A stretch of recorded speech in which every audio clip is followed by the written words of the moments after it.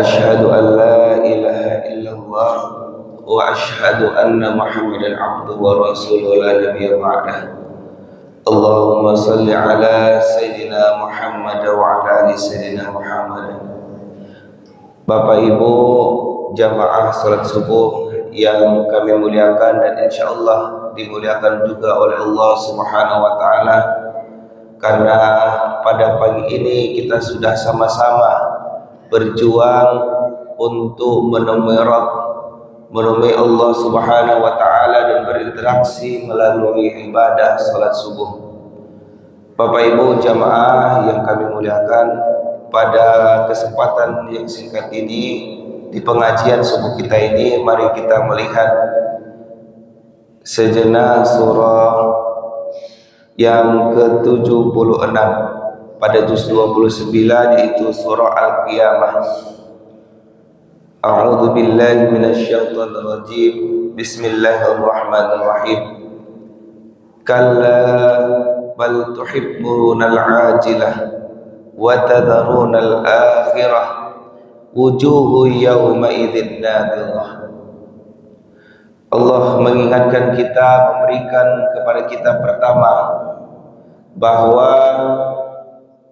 akan ada fase atau kehidupan yang akan kita lalui setelah kehidupan dunia ini. Tidak, bahkan kamu mencintai kehidupan dunia. Allah menyanggah orang-orang yang mengaku mencintai Allah dan mempersiapkan akhiratnya. Allah mengatakan tidak, kamu benar-benar mencintai kehidupan dunia dan mengabaikan kehidupan akhirat. Dan ini yang perlu kita perhatikan Bapak Ibu. Selanjutnya di ayat 22 Allah menyampaikan wajah-wajah orang mukmin pada hari itu berseri-seri. Jadi ada di satu masa Bapak Ibu, di fase setelah kehidupan kita ini, kita dikumpulkan oleh Allah Subhanahu wa taala, dan jelas pada hari itu di mana orang beriman dan di mana orang yang kafir, di mana orang yang mendustakan agama Allah selama di dunia. Maka Bapak Ibu yang kami muliakan, hal ini menjadi pengingat bagi kita semua bahwa pentingnya kita beriman kepada Allah Subhanahu wa taala dan taat kepada konsekuensi dari keimanan tersebut. Apa itu konsekuensi dari keimanan tersebut? Adalah melaksanakan seluruh perintah Allah Subhanahu wa taala dengan sekuat dan semampu upaya kita, dan meninggalkan sejauh-jauhnya larangan dari Allah Subhanahu wa taala. Maka Allah menggambarkan ketika kita sudah mampu beriman dan melaksanakan konsekuensi keimanan tersebut, pada hari itu setelah kehidupan dunia ini, kita, wajah seorang mukmin itu akan berseri-seri, nampak jale Bapak Ibu. Kalau ikut kan Bapak Ibu, wajah awak indak tantunan manan berseri-seri Bapak Ibu. Nan adonan kalam, adonan kaliang, adonan putih, adonan sawo matang, ndak jale dan berseri ko Bapak Ibu. Tapi di sini ndak wajah putih, sini berseri-seri. Bisa Bapak Ibu nan awak mungkin nan kaliang ko, bisa juga berseri-seri. Apa nan membuatnya adalah keimanan kita kepada Allah Subhanahu wa taala. Dan selanjutnya Bapak Ibu, dalam ayat selanjutnya di ayat 24, dan wajah-wajah orang kafir pada hari itu muram. Muram ko apa Bapak Ibu bahasa awaknya? Galok. Indah ada cahayanya dah Bapak Ibu, indah ada berseri-seri Bapak Ibu. Kalam saya nampak di wajahnya, kalam saya nan awak candia ke wajahnya. Maka Bapak Ibu yang dirahmati Allah Subhanahu wa taala, juga kita bisa memahami ayat ini bahwa kejadian setelah kehidupan dunia ini, Allah menunjukkan seluruh perilaku manusia ketika berada di bumi. Ketika berada di dunia Allah tunjukkan, ketika perilakunya baik, ketika catatan amalnya baik, maka wajahnya berseri-seri.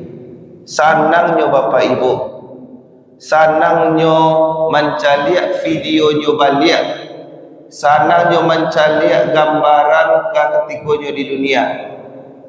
Tapi Bapak Ibu ketikanya babuek buruk di dunia, maka muramnya menonton catatannya balik, muram wajahnya ketika dipertontonkan kembali kejahatan-kejahatannya di dunia. Maka Bapak Ibu yang dirahmati Allah, kita laksanakan kebaikan-kebaikan di dunia, sehingga ketika nantinya di hari akhirat itu wajah kita memang benar-benar berseri-seri menghadap Allah Subhanahu wa taala, bukan dalam keadaan wajah yang muram, wajah yang galak. Maka kita berlindung kepada Allah Subhanahu wa taala dari hal demikian. Dan menariknya Bapak Ibu, surah Al-Qiyamah ini Allah gambarkan terlebih dahulu, perihal yang akan terjadi di akhirat. Kemudian Allah menceritakan tentang sakaratul maut. Ya Bapak Ibu, kalau awak kan mungkin baca itu Bapak Ibu, awak baca itu kan runut, awak pai misalnya, awak pai ke lembah Anai, pas di lembah Anai itu baru awak masuk, kiranya terjadi galodo. Ya Bapak Ibu, anan galodo ko bisa membuat orang meninggal. Ada 10 orang meninggal, dan meninggal ko wajahnya takaiko. Kan begitu baca itu Bapak Ibu. Tapi Al-Quran membalik hal tersebut, memutar hal tersebut. Al-Quran ceritakan terlebih dahulu bagaimana keadaan di hari akhirat itu, dan kemudian Allah ceritakan proses menuju akhirat tersebut. Apa itu Bapak Ibu? Kita lanjutkan ayatnya Bapak Ibu. Kalla idza balaghatit taraqi wa qila man raqi wa dhanna annahu al-firaq.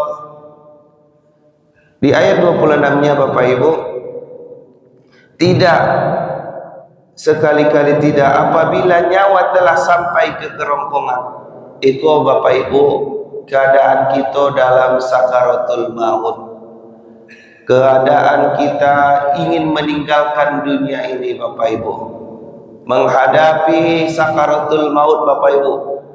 Tidak pernah kita rasakan sakitnya di dunia ini, tidak pernah kita rasakan, kita bayangkan bagaimana sakitnya Bapak Ibu. Tapi Al-Quran di surah Al-Qiyamah menggambarkan betapa sakitnya sakaratul maut itu, yaitu Bapak Ibu, ketika menghadapi sakaratul maut itu, wal taffatis saqu bis-saq, disampaikan Bapak Ibu dan dikatakan kepadanya, siapa yang dapat menyembuhkan? Datang malaikat Bapak Ibu menanyakan kepada yang menghadapi sakaratul maut itu, ketika dia menghadapi sakitnya sakaratul maut tersebut, maka dia bertanya, siapa yang bisa menyembuhkan, siapa yang bisa menyelamatkanmu dari keadaan ini? Tentu Bapak Ibu, jangan sampai kita tergelincir, jangan sampai kita tidak mengingat Allah pada momen yang sangat luar biasa ini. Maka ketika kita didatangkan para malaikat di hadapan kita, maka ketika dia bertanya Bapak Ibu, kita jawab bahwa Allah lah yang dapat menolong kita, Allah lah yang dapat membantu kita pada saat tersebut, tidak ada yang lain Bapak Ibu. Maka di situ kita dianjurkan untuk mentalkinkan orang yang sedang menghadapi sakaratul maut, mengingatkan kembali, asyhadu an la ilaha illallah wa asyhadu anna Muhammadar Rasulullah. La ilaha illallah, la ilaha illallah. Ikonan para lu Bapak Ibu, harus awak sadar bahwa banyak yang dihadapi si calon mayit ini ketika menghadapi sakaratul maut. Maka Bapak Ibu, kita harus mengkontrolnya, kita harus mengingatkan kembali la ilaha illallah, supaya dia mampu menjawab ketika para malaikat datang menemuinya pada saat itu. Bapak Ibu jamaah yang kami muliakan, dan juga digambarkan dalam Al-Quran ini Bapak Ibu, wal tafatis saqu bisaq, yaitu Bapak Ibu disampaikan dan bertaut betis kiri dengan betis kanan. Bapak Ibu yang dirahmati Allah Subhanahu wa taala, awak pernah marasuan betis awak naik Bapak Ibu? Tapi pernah marasuan Bapak Ibu? Sakitnya kalau indah hilang betis naik, kok Bapak Ibu ndak tanggung doh. Iko kaduonyo saling bertaut Bapak Ibu. Kaduonyo mode itulah gambaran sakaratul maut. Saling bertaut Bapak Ibu, naiknya bati hawa indak turun-turunnya Bapak Ibu. Bahasanya. Dan beberapa riwayat menyampaikan bahwa ketika seseorang menghadapi sakaratul maut sama dengan ditusukkan dengan sembilu Bapak Ibu. Lain tahu Bapak Ibu sembilu? Yaitu buluh yang ditajamkan, yang kemudian ditusukkan Bapak Ibu.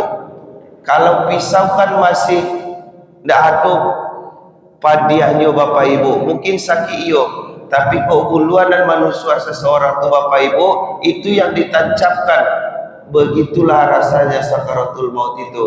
Seperti Bapak Ibu jaring-jaring, seperti apa namanya Bapak Ibu, besi yang ditancapkan ke badan seseorang kemudian ditarik dengan sekencang-kencangnya, bukan perlahan Bapak Ibu. Seperti itulah ketika nyawa kita ingin berpisah dengan raganya, ketika jiwa kita ingin diambil oleh Allah, nyawa kita diambil Allah dari jasad kita.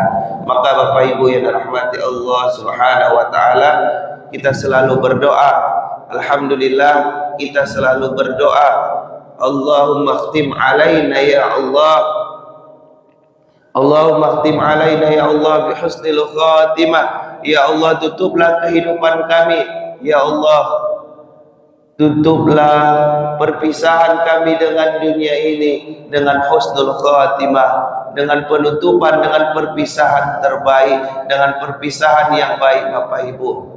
Wala takhtim alaina ya Allah bisu'il khatimah. Jangan engkau tutup kehidupan kami ya Allah, jangan engkau pertemukan kami dengan sakaratul maut ya Allah, dengan sakaratul maut yang sangat buruk.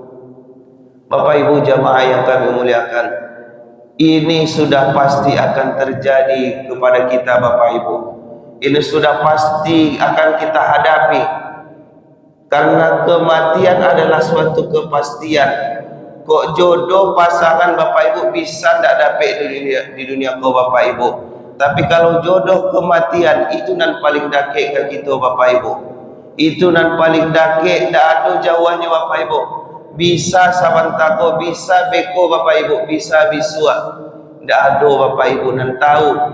Kalau jodoh pasangan bisa awak pilih-pilih ya Bapak Ibu, tapi jodoh kematian tidak bisa awak pilih.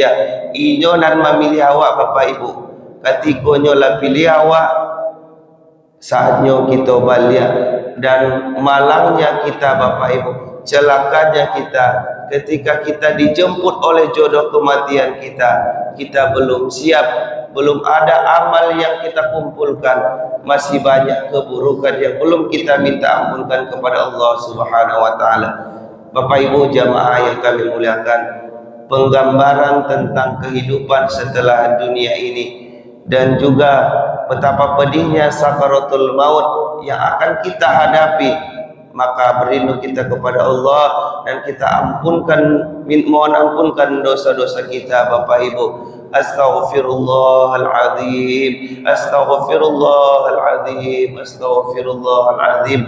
Kita memohon ampun ya Allah ampunilah dosa kami ya Allah yang hari ini yang kami sadari dan tidak kami sadari ya Allah. Ampunilah dosa kami yang kami laksanakan, yang kami lakukan di masa kecil kami, di masa remaja kami, di masa tua kami ya Allah.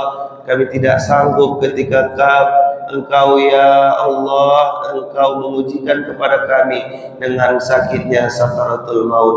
Amin amin ya rabbal alamin. Bapak Ibu jamaah yang kami muliakan, mudah-mudahan pada pengajian pagi hari ini menjadi tanzir bagi kita, peringatan bagi kita semua Bapak Ibu. Jangan bermain-main di dunia ini. Jangan kita bermain-main menyepelekan apa yang sudah Allah sampaikan, khususnya dalam surah Al-Qiyamah ini. Betapa pedihnya sakaratul maut. Demikian Bapak Ibu, mudah-mudahan ada manfaatnya dan bertambah ketakutan kita untuk bermaksiat kepada Allah Subhanahu wa taala. Wabillahi taufiq wal hidayah. Ila liqa ma'as salamah. Assalamualaikum warahmatullahi wabarakatuh.